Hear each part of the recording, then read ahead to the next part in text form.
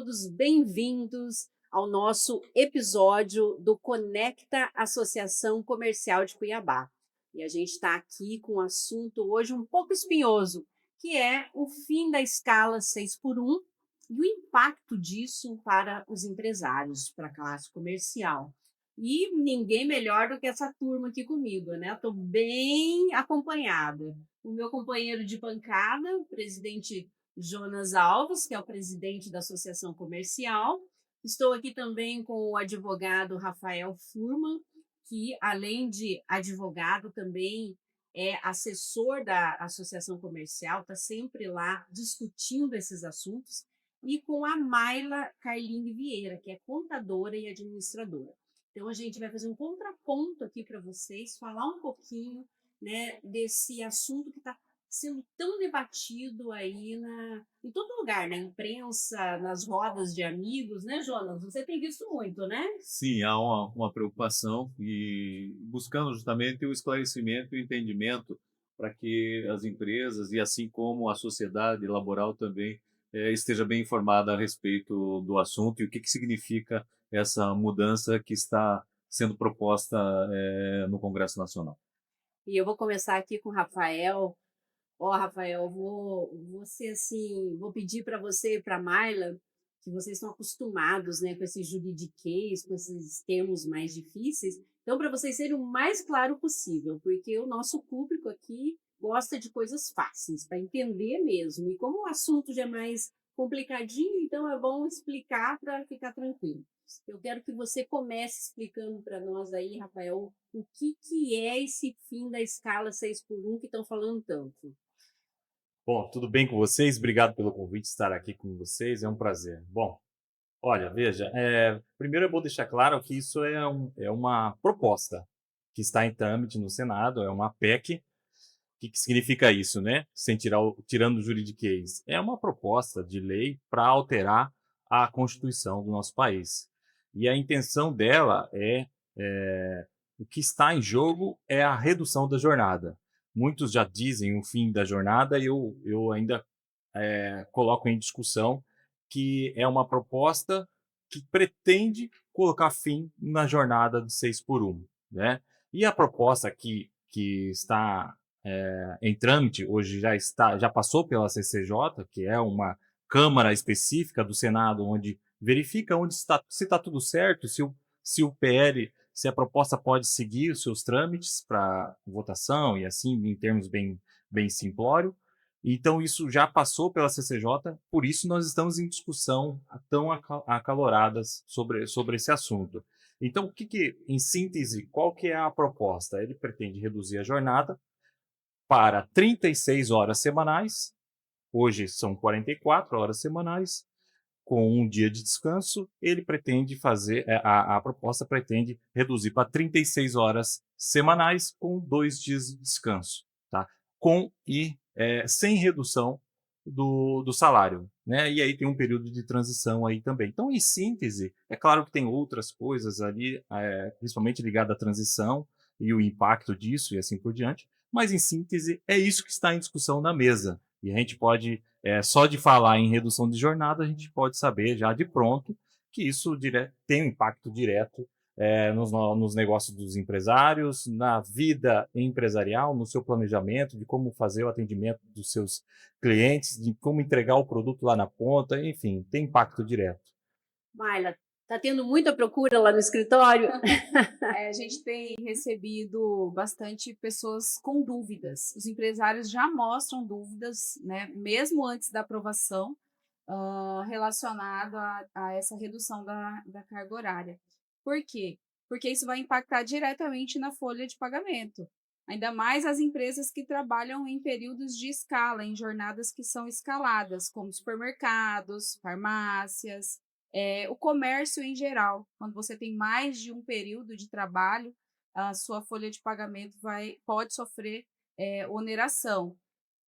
E a gente está orientando no sentido de que, como não temos nada certo, nada aprovado, a gente depende da aprovação, e não só da aprovação dessa PEC, mas também do que vai vir por parte dos sindicatos laborais. porque provavelmente nós vamos ter alterações também, principalmente no que tange horas extras, banco de horas, benefícios que os trabalhadores têm hoje, principalmente na área do comércio. Então, ainda está um movimento incerto, mas que é necessário debater já para a gente se preparar, porque nada melhor do que o empresário estar munido de informações para que ele consiga organizar a gestão ali do seu empreendimento, já prevendo possíveis impactos, sejam eles negativos ou positivos. E gera uma estabilidade, né, Jonas? Realmente é uma preocupação, tudo que vai mudar. Nós temos uma posição colocada, o país funciona nesse formato há muito tempo, e de repente você, nessa nova legislação que está por vir, se vier e se for aprovada, ela vai exigir. Então, ela não vai deixar que as partes negociem, que as coisas aconteçam no combinado, nas convenções trabalhistas e tal. Ela vai exigir. Aquilo é o mínimo. Então, e isso cria essa instabilidade, cria uma preocupação para o empresário, também, logicamente, eu acho que para o consumidor também e para o funcionário da empresa também, para o colaborador, também vai criar uma situação, porque, de alguma maneira, vai impactar no preço dos produtos. Então, se nós somos capazes de produzir o que produzimos hoje, nessa carga horária que estamos trabalhando, como é que nós vamos produzir a mesma quantia de produtos trabalhando menos, né? Então, alguma coisa vai acontecer nesse meio e isso vai impactar na empresa, na gestão da empresa, na automatização da empresa, numa série de coisas que vai fazer com que isso se enquadre. Por quê? Porque uma empresa perder faturamento nos dias de hoje, no momento que nós estamos vivendo, é muito difícil, porque os custos dela estão estabelecidos. Então, se a gente vai diminuir a nossa produção, nós temos que, de alguma maneira, compensar de um outro lado, de alguma outra maneira. Ou seja, no preço do produto, provavelmente, para transferir esse custo para o produto. Mas aí nós vamos para o lado do consumidor. O consumidor está preparado, tem capacidade financeira para arcar com esse custo? E todos nós somos consumidores, né? Então, de alguma maneira, esse produto vai chegar mais caro para a E sociedade. sempre acaba explodindo no consumidor, né? Ele volta para o bolso do consumidor. Então, é engraçado que as políticas públicas, de modo geral, quando se fala em aumento de imposto, quando tiram-se benefícios no nosso Estado, tiram-se benefícios do comércio, tiram-se benefícios das empresas, que é para que essas empresas sejam mais competitivas aqui em Mato Grosso em relação ao país, em relação ao mundo. Quando a gente tira isso, a gente aumenta preço. E a sociedade não é dita para a sociedade, olha, a senhora vai pagar um pouco mais caro no seu produto que a senhora consome. Ele simplesmente vai e as pessoas normalmente não notam isso, simplesmente pagam, mas ficou mais caro a minha cesta básica, coisa desse tipo, né? E é essa diferença que foi retirado, o imposto que aumentou e que caiu no bolso do consumidor novamente. Daí a gente volta à capacidade do consumidor de pagamento. Daí que a gente fala do poder aquisitivo de cada um. A gente comprava 10 ovos lá atrás, hoje com o mesmo dinheiro a gente conta quantos ovos nós conseguimos comprar hoje, né? Então é essa preocupação, principalmente do empresário, para a sociedade também. E tem essa conta de aonde que o comércio seria mais impactado? Alimentação, serviços? Olha, pelo que os estudos dizem, o setor de serviço, o setor de indústria, né, o varejo também, porque tem horários distintos, né, de trabalho, são os setores que podem sofrer um impacto direto. Na minha opinião, eu entendo que a preocupação que o presidente Jonas trouxe aqui de estabelecer isso em Constituição, ou seja, esse mínimo de 36 horas, ele estabelece um teto. E a partir disso, eu não consigo mais negociar ou aumentar, de certa forma, essa jornada de trabalho com uma negociação com o seu empregado ou com, talvez, até com o representante dele, um sindicato. Então, fica estabelecido, abaixo disso só vai ser negociado via convenção coletiva. Então, e o teto está estabelecido. Então, a grande crítica é essa. Estabelecer isso via Constituição vai trazer riscos e custos para o consumidor no final, porque o empresário vai ter que repassar isso, e riscos na contratação, porque pode aumentar a informalidade, pode aumentar o contexto da pejotização, enfim, são essas situações que podem aumentar e gerar esses efeitos aí em cascata, né?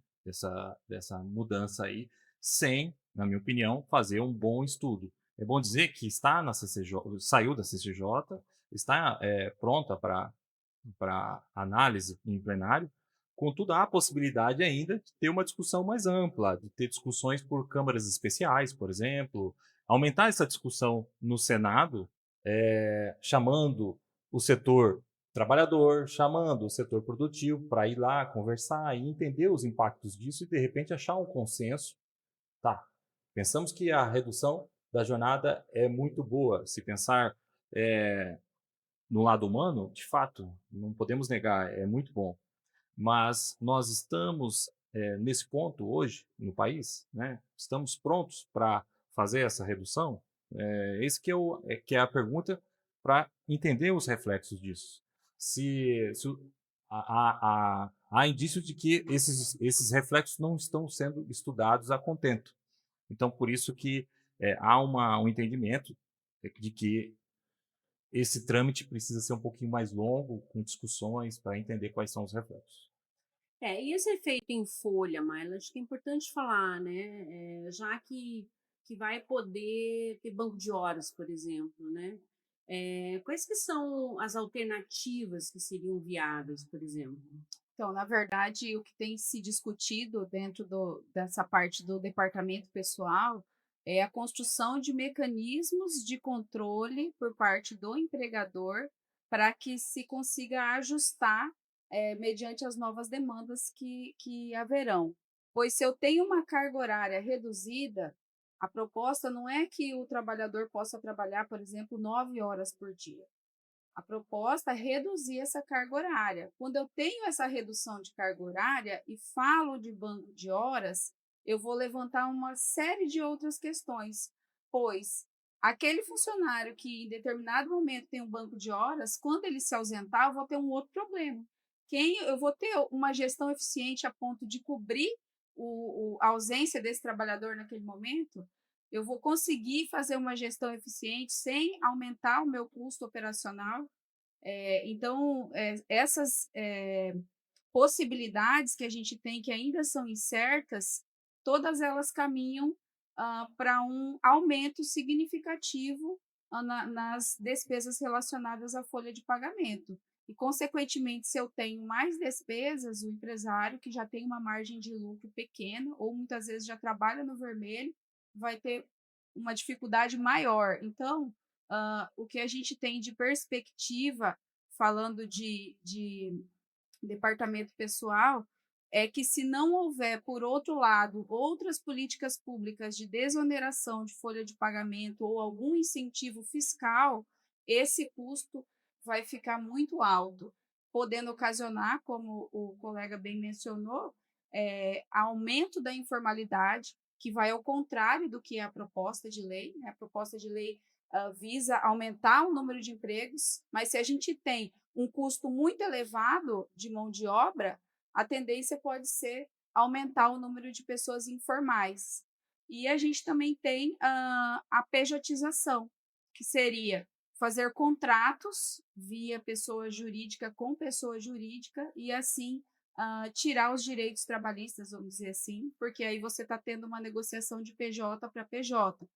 E isso também levanta diversas questões, porque hoje no Brasil, infelizmente, a gente tem um setor onde a pejotização ela funciona para fugir dos encargos da folha de pagamento. Por quê? Porque a relação ainda continua sendo uma relação de insubordinação, de cumprimento de horários, porque o nosso modelo econômico atualmente nos leva a atuar dessa forma. Então, para a gente ter algo mais concreto, com maior viabilidade, a gente precisaria estruturar várias outras áreas que a gente tem hoje deficiência aqui no nosso modelo econômico. E eu acho que, por exemplo, 2026 está sendo um ano bem pesado, né, para o empresário, né? Primeiro a gente tem aí essa questão da reforma tributária, aí agora a gente tem essa discussão. A vida do empresário não é fácil, né, Jonas? são todos, essas discussões todas criam instabilidades, né? Criam insegurança nas decisões futuras, criam insegurança nos investimentos e leva a gente a pensar, por exemplo, se o nosso país, por exemplo, ele é competitivo mundialmente falando, nos nossos produtos, principalmente os produtos industrializados. Nós somos competitivos no agro, somos professores no agro, e Mato Grosso é um exemplo disso para o mundo. Então, graças a Deus, tem esse setor que vai. Mas na indústria nós não somos, nos serviços nós não somos. Existem comparações que dizem que nós precisamos de 4 ou 5 trabalhadores para produzir o que um americano produz. É lógico que isso está num contexto é, de infraestrutura, de robotização, de uma série de outras coisas que levam que o nosso país ainda não está. Então, comparar o nosso país com países desenvolvidos, estáveis, desenvolvido com tecnologias, e nós colocarmos o nosso país nas mesmas condições por imposição de lei, é um tanto assim, de certa forma, agredir ou forçar uma situação, né? O nosso país ele precisa evoluir também, ele precisa crescer, precisa se desenvolver e precisa andar junto, levar as condições para as pessoas que trabalham, como foi dito aqui, o doutor Rafael colocou muito bem, é muito melhor. Vai ser bom para as pessoas, convívio familiar, para o descanso, né, que vai aumentar o descanso, para que se possa praticar um hobby que goste, ou faça um esporte melhor e tal, tenha qualidade de vida. Isso é muito bom, não tem. Mas nós não estamos ainda nesse nível para se comparar com outros países que adotam essa política. Nem economicamente nós somos capazes de se comparar, porque a nossa economia é uma economia mais frágil, depende de uma série de ajustes, precisa de gestão, nós precisamos do país mais equilibrado, né? Ainda nós não estamos com esse equilíbrio, nós temos inflação, vivemos correndo aí atrás de enquadrar a nossa inflação dentro das metas, mas mesmo assim ainda está faltando muito para que o nosso país seja um país desenvolvido e que seja forte financeiramente para que a gente possa, então, daí também, com tecnologia suficiente para a gente poder, então, conceder, partir para uma equiparação de outros países que são mais desenvolvidos. Então, leva essa preocupação também, o empresário também tem essa preocupação. E dizer realmente quem que vai assumir os custos disso, como é que é, né? E a imposição, né, que se está se colocando, que é uma coisa muito, muito preocupante, e talvez alguns setores não tem muito problema. Tem vários setores aí que, de alguma maneira, já estão dentro desses tipos de escala, mas a forma com que está sendo feita é que está precisando, como foi dito aqui, o doutor Rafael também colocou muito bem, precisando de uma discussão mais ampla, né? No Congresso Nacional, há que se ter uma discussão mais ampla, há que se ouvir mais, há que se prolongar essa conversa e não fazer colocar isso a toque de caixa para se decidir rapidamente, porque as consequências são grandes nisso. Nós temos que olhar a nação como um todo. Não podemos olhar um setor só ou um ramo da sociedade só. Nós temos que olhar o contexto geral e onde está localizado o Brasil nesse contexto. Como é que a economia brasileira está se portando? Como é que nós vamos nos equiparar com os países desenvolvidos?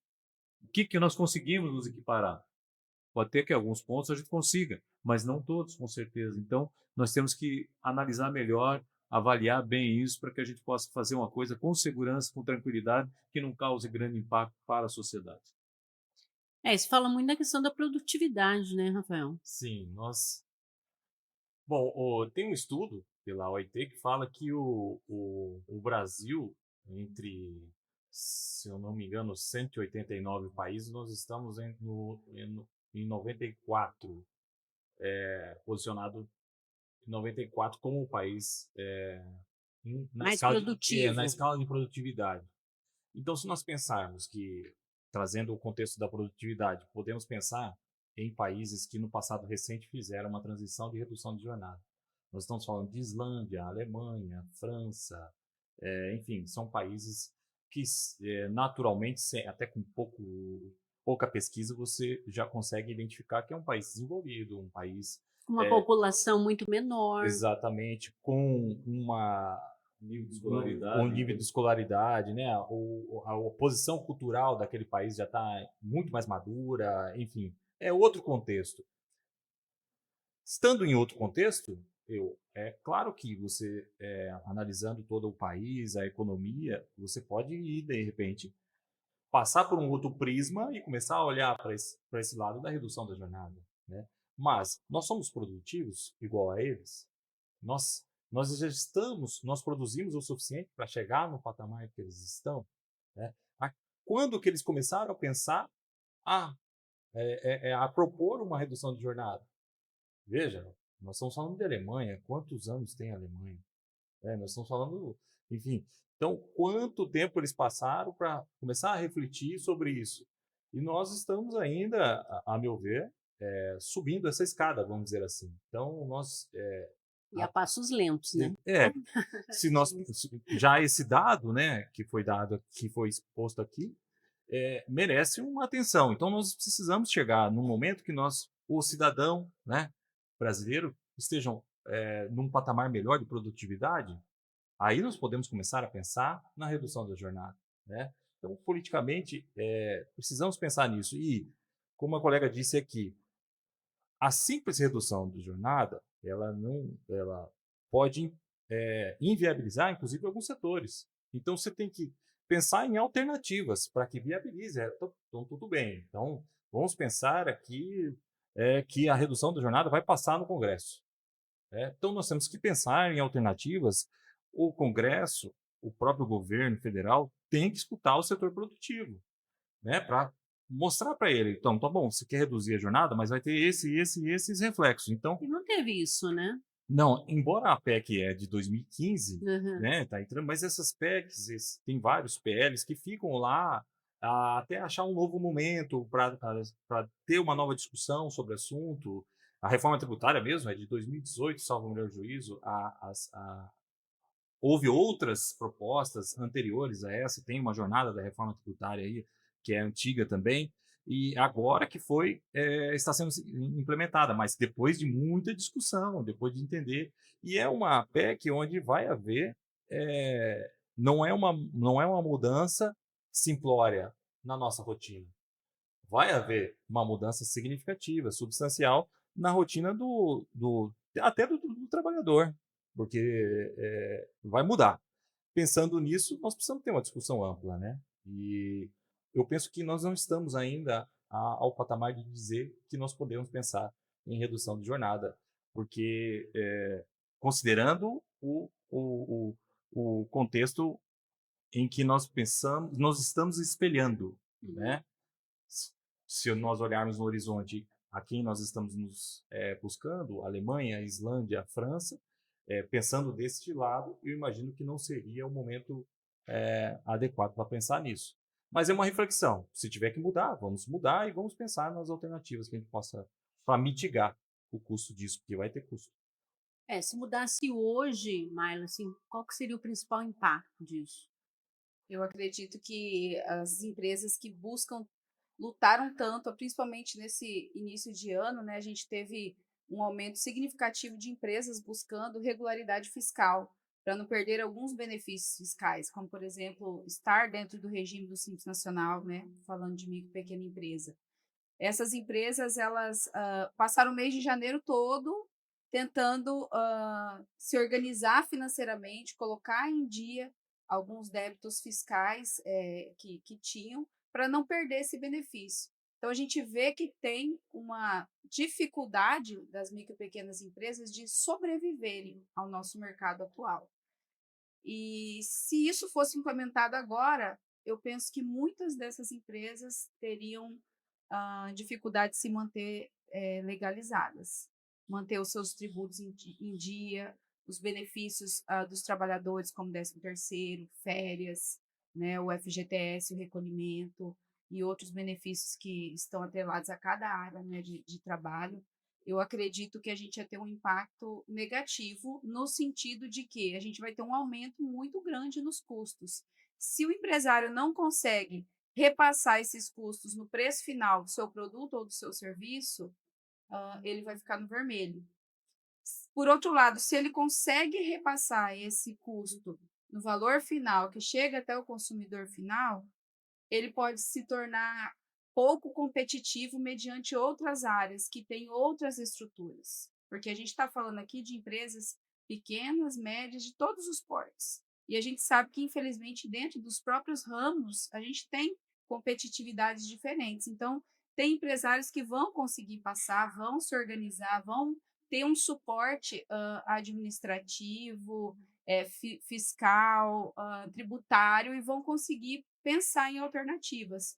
Mas aquele micro e pequeno, que muitas vezes já está com dificuldade de se manter no mercado atual, acredito que ele vai ter muita dificuldade de conseguir manter as suas obrigações em dia. E vale ressaltar que não é assim, o empresário não quer que o trabalhador trabalhe 5 dias e folgue 2. Não é uma luta entre o empresário e o trabalhador. Não é esse o centro do debate. A gente vê que o debate é a implantação de uma legislação num cenário econômico que não abraça isso. Nós não temos um cenário hoje aqui dentro do nosso país que tem essa capacidade de abraçar essa mudança significativa. Então, eu vejo muitos empresários falando, para o funcionário vai ser bom. Gente, é bom. Quem que não quer trabalhar menos e continuar ganhando o mesmo tanto? Mas a gente vai pensar que o empresário não vai ser assim. Ele vai ter um custo muito maior, não é uma briga entre o empresário e o trabalhador. A gente tem que deixar isso bem claro. O empresário não quer brigar com o trabalhador. A gente está buscando discutir e entender o que é possível ser feito sem que tenha até essa disputa, né? Porque a gente vai ter, sim, eu acredito, dentro de vários ramos, se a gente pegar hoje um frigorífico que trabalha em 3 turnos, imagina a quantidade de funcionários que ele não vai precisar contratar a mais para ele continuar entregando a mesma coisa que ele entrega hoje. Ou seja, ele não vai aumentar em nada a sua produção. Ele vai manter a sua produção, mas para manter ele vai ter um custo muito maior. E aí, como o presidente Jonas colocou, isso vai refletir aonde? No consumidor final. Então, nós vamos ter grandes impactos aí, não só para os empresários, mas para todos os consumidores. Como o Rafael bem colocou, a gente já está nesse período de transição da reforma tributária, a gente já tem aí tributação que está vindo sobre os lucros que estão sendo distribuídos, né, aos sócios quando passam o patamar de 50 mil. A gente já está tendo essas alterações e aí vem mais uma bomba para o empresário aí. Então, eu acredito que o cenário, olhando assim, é um cenário que não me dá muita esperança de que o pequeno consiga se manter. E o Jonas é um grande defensor, né, das micro e pequenas empresas, né? Ele sempre está ali defendendo que as empresas têm que se manter, não pode, né, para não fechar. E aí a gente escuta isso, a gente fica preocupado, né, Jonas? Na verdade, há essa preocupação e não se engane, quem gera emprego e renda são as empresas. O governo, ele se alimenta dos impostos que a população recolhe. Então, ele não gera emprego e renda.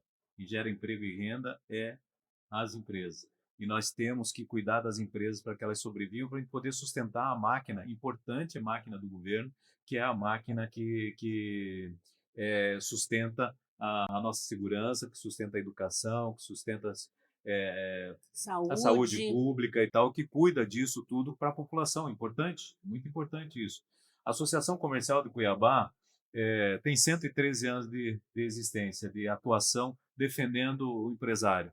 Então, esse é o espaço, e eu conclamo a todos os empresários que nos ouvem, que estejam conosco, que venham para dentro da associação comercial, venham discutir conosco esses assuntos e muitos outros, venham institucionalizar essa conversa para não ser uma voz única falando longe, distante, sem alcançar os poderes constituídos que são tão importantes. Então, nós, na associação comercial, a gente consegue dar amplitude a essa conversa e a gente poder se esclarecer até para que o empresário esteja preparado para que, se houver uma mudança dessa, como é que vai ficar o seu segmento, como é que ele vai se esclarecer, se preparar tanto na parte de pessoal, quanto na parte de administração financeira, quanto na competitividade dos seus produtos, dos seus serviços para a sociedade. Então, é muito importante que ele esteja conosco e nós estamos sempre sim preocupados com a sobrevivência das empresas, com a prosperidade das empresas, porque só assim elas conseguem gerar mais emprego,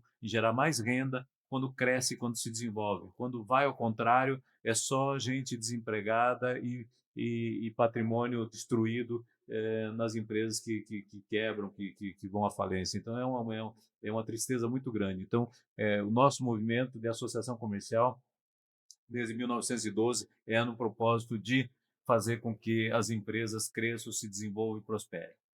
E nesse sentido é importante reafirmar, né, que a gente tem a Facmat, que é a mãe aí de todas as associações comerciais, né, que é a federação, e que está fazendo, né, Rafael, um debate aí, levando essa preocupação para os parlamentares, né, para os deputados federais, para a nossa base aí, para orientá-los também, né, sobre a gravidade desse assunto, para que eles também possam formar opinião na hora da discussão, né? Sim, esse é um trabalho que a Facmat faz no Congresso, com, você bem disse, na base, né? Embora nós tenhamos a nossa base, tem outros parlamentares de outros estados que, eventualmente, a gente também conversa, para que a gente possa muni-los com informação, seja o parlamentar que está a favor disso ou que não está, está contra, enfim, é ali para contribuir, enriquecer o debate. Então a gente busca informações, traz números, né, conversa com o parlamentar para que ele possa ter as informações e fazer um debate de qualidade. Por quê? Porque a gente sabe que dentro do Congresso tem propostas de legislações de diversos temas. E às vezes o parlamentar ele tem mais afinidade com um assunto, com outro, enfim. Então, às vezes o parlamentar ele não tem tanta afinidade com esse assunto, por exemplo. A gente vai lá, explica para ele qual é a posição do setor produtivo, qual é a posição do setor trabalhador, quais são os possíveis reflexos, e isso enriquece o debate e coloca à disposição de todos também, porque à medida que você põe à disposição, você também recebe outras informações de outros parlamentares, de outros setores, e isso vai só enriquecendo o debate para ter uma legislação, já que a gente vive numa democracia, uma legislação mais próxima do que o povo deseja, né? Então é isso que é o nosso papel lá também. Porque o que me parece falta debate, né? Falta informação, e isso não é só para o parlamentar, não é só para o empresário, é para todo mundo, né? Isso. Recentemente nós fizemos um trabalho, o presidente falou recentemente na associação, trouxe essas informações, a gente fala em outros locais, visita outros locais, e alguns empresários, a gente percebe que ainda está assimilando esse assunto, né? Embora já esteja próximo de ser aprovado, caso a Casa de Leis tome iniciativa, eu tenho a percepção de que poucos empresários estão atentos a esse assunto. Isso é preocupante. E um canal como esse aqui, para trazer essas informações para os empresários, é de fundamental importância. É isso mesmo, Maila? O empresário ainda está assimilando devagar? Sim, e com medo. O que a gente sente dos micro e pequenos que nos procuram são ah, situa como se ele estivesse no escuro. E aí, como vai ser? O que eu vou fazer? A gente tem caso, por exemplo, de a pessoa tem um funcionário. Agora meu funcionário não pode mais trabalhar no sábado? Vou ter que contratar uma pessoa para abrir minha empresa aos sábados? Então, essa demonstração de preocupação e de incerteza, ah, mas eu vejo o seguinte, como bem foi colocado aqui, na associação comercial é possível buscar as orientações. Então, aqueles empresários que têm medo, que não sabem como agir, que estão preocupados com esse momento, é importante eles saberem que tem esse ponto de apoio para que busquem informações, né? Mas a gente está tendo também, por outro lado, empresários que já estão falando: olha, eu vou demitir todo mundo e vou contratar via PJ. Claro que aí a gente gera uma cadeia de outras situações, né? Demissão em massa tem problemas jurídicos, tem as questões de sindicatos, mas a perspectiva que esse debate que não está ocorrendo, mas ele ocorre na informalidade dentro das empresas, né, dentro do meio empresarial, ele vem ocorrendo, mas vem ocorrendo com falta de informação, com falta de transparência, com falta de clareza. Então, a gente vê que os empresários eles estão perdidos. A grande maioria não sabe o que vai estar acontecendo, tem medo porque Uhum. justamente não tem esse preparo e nem não tem nem a finanças, vamos dizer assim, não está se organizado financeiramente para arcar com o aumento do seu custo. Ou é aquele que foi lá para se começar um 2026 minimamente organizado, tentando pagar as dívidas, né? Sim, Tentando entrar na formalidade. E aí, a hora que ele consegue dar um respiro, né, vem essa notícia. Eu penso que o ambiente ideal nesse momento, então, seria ampliar esse debate, né? É muito importante essa discussão porque vai trazer o esclarecimento, né? O empresário precisa fazer conta realmente, talvez dois, três cenários aí, mais ou menos, né? Existe, assim, não vai ser, se acontecer de quebrar a escala 6 por um, também não vai ser de 36 horas só de trabalho, também está se negociando isso, também está se negociando talvez saídas como desoneração da folha, como foi dito aqui, que é importante, porque nós temos uma folha muito onerada. O que a gente paga para um valor que vai para o funcionário custa um pouquinho mais do que o dobro para pagar impostos. Então, isso é muito difícil para a empresa e custa muito caro também para o bolso do cidadão. Isso tudo é para manter as nossas aposentadorias, para manter o INSS, para manter toda essa estrutura, a gente sabe que é isso, mas ela está cara demais, está pesada demais para a sociedade como um todo, né? E agora é hora do empresário fazer conta, ele precisa fazer conta, criar um cenário onde se ele continuar na escala que está, a lucratividade dele, como é que está nesse momento, ele está tendo uma boa rentabilidade e tal. Se não está, já é mais preocupante ainda. Fazer um outro cenário onde trabalharíamos talvez 40 horas por semana. Quantos funcionários a mais ele tem que contratar? Quanto custa esses funcionários, inclusive com os encargos sociais que são obrigatórios? E aí, como é que esse impacto no custo do seu produto ele vai transferir para o consumidor? Todo mundo vai ter que transferir, logicamente. Então, nós teremos um mercado igualitário. Mas a sociedade está disposta a consumir a mesma quantidade ou vai consumir menos? Nós temos que olhar esse cenário também de uma redução de venda, de repente, dos nossos produtos para a sociedade, por conta da capacidade dessa sociedade de comprar esse produto ou não, em função do ganho dela, que não vai mudar, né? Muito pelo contrário, está sendo corroído de alguma maneira pela inflação. Durante o ano, nós temos uma inflação pequena, mas temos ainda no Brasil, né? Então, é um momento de muita estudo e de se preocupar, de se inteirar profundamente do assunto que vai impactar na empresa de todo mundo. Não tem como a gente achar que a gente está imune a isso. E também não acredito que grandes saídas radicais sejam a solução. Nós vamos ter que encarar o problema, colocar na mesa, fazer estudos, se preparar para isso, e a hora que vier, se vier no formato A, B ou C, que nós estejamos preparados para isso, porque a nossa empresa vai ser impactada com isso. Nós temos a absoluta certeza que a maioria dos setores serão impactados, especialmente a micro e pequena empresa. Tem alguns setores que já estão trabalhando com essas cargas horárias, já estão suportando esse custo, já diluíram, tudo bem.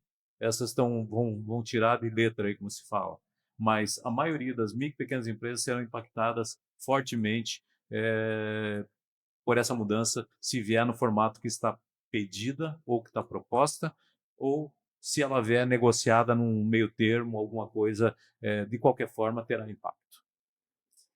Como vocês estão assistindo, né, os nossos ouvintes, é um assunto delicado, é um assunto amplo, né, que ainda pede-se muita discussão, ainda pede-se muita atenção, né, nesse momento.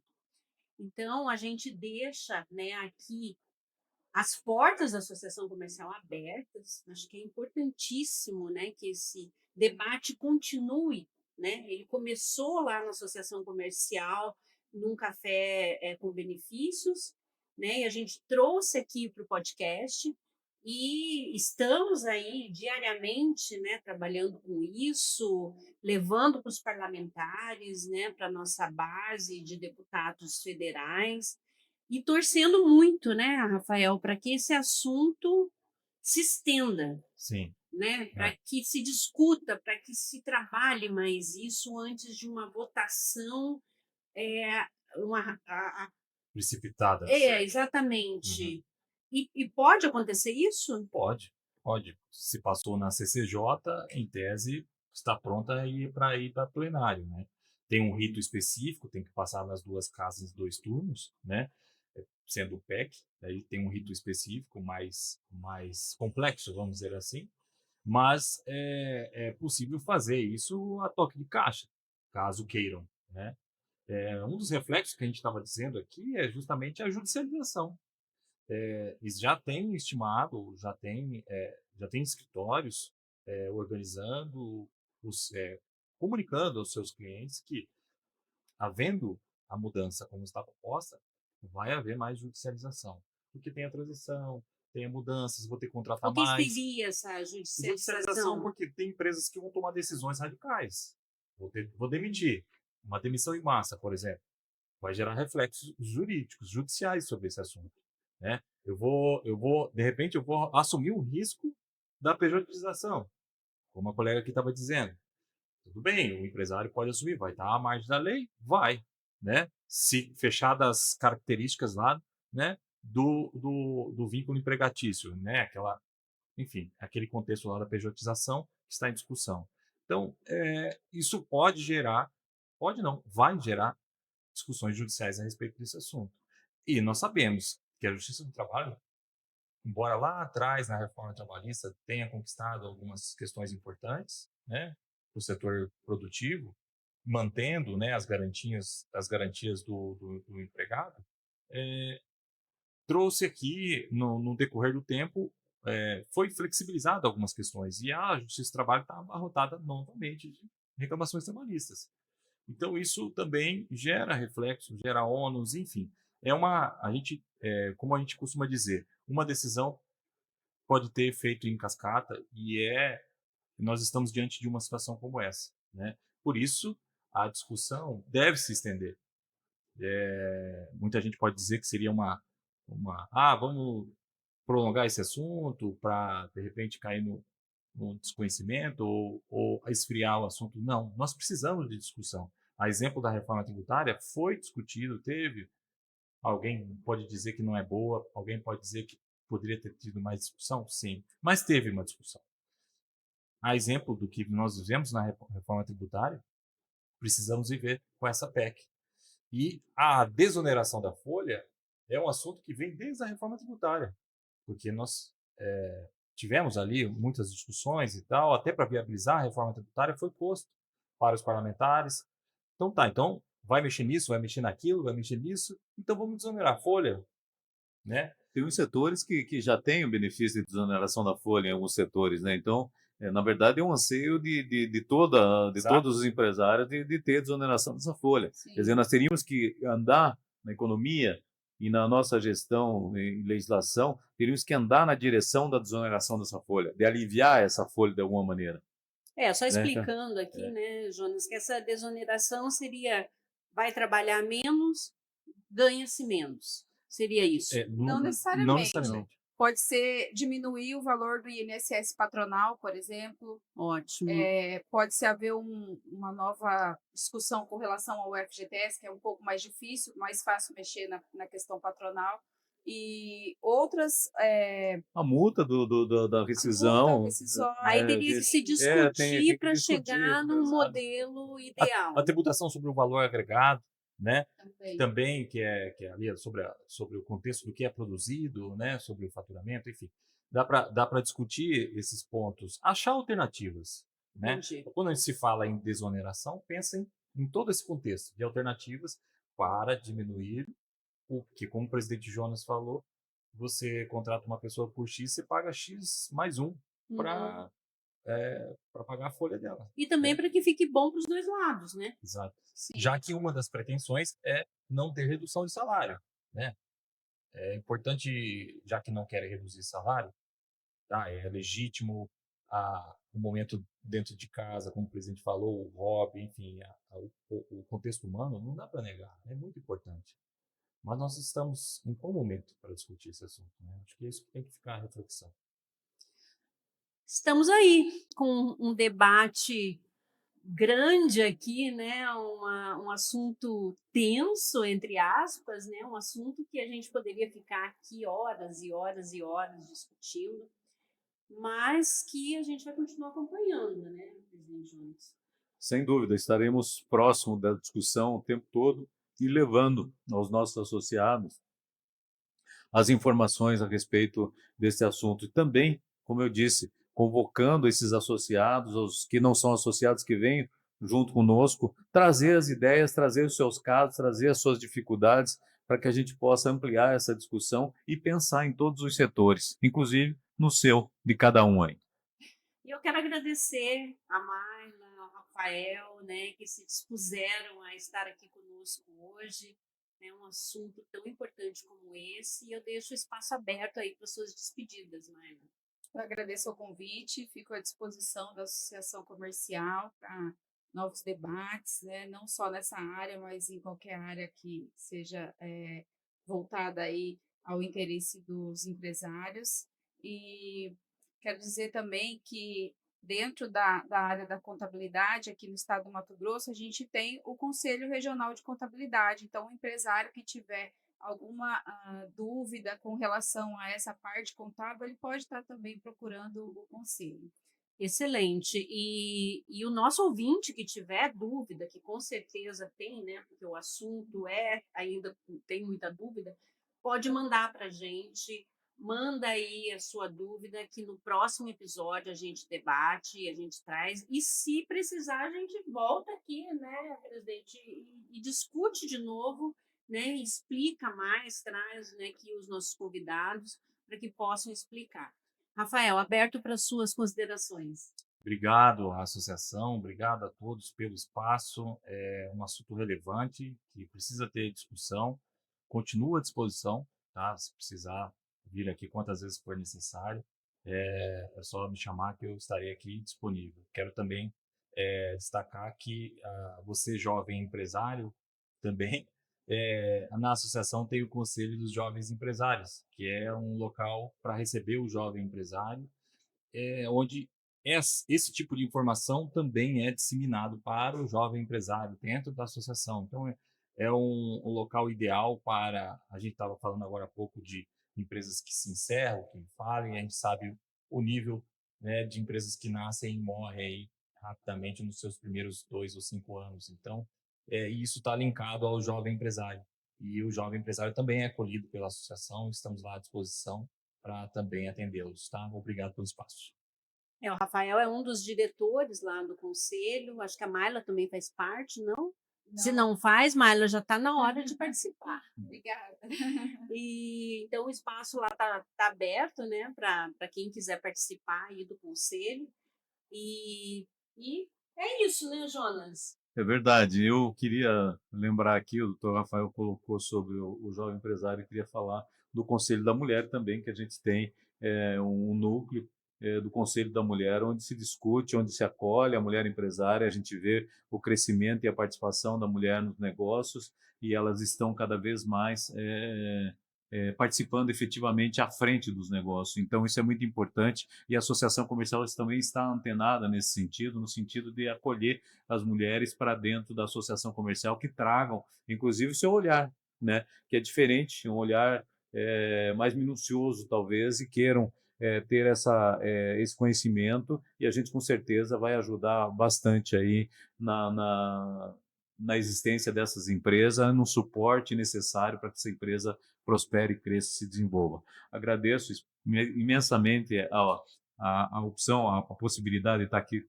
com vocês debatendo esse assunto tão importante, que a gente leva, tão relevante para toda a sociedade empresarial de Cuiabá e Mato Grosso. E eu agradeço você, ouvinte, que ficou com a gente até agora, e convido, né, para compartilhar esse episódio, para participar e assistir os próximos, que a gente vai ter muito assunto bom aí pela frente. Até mais.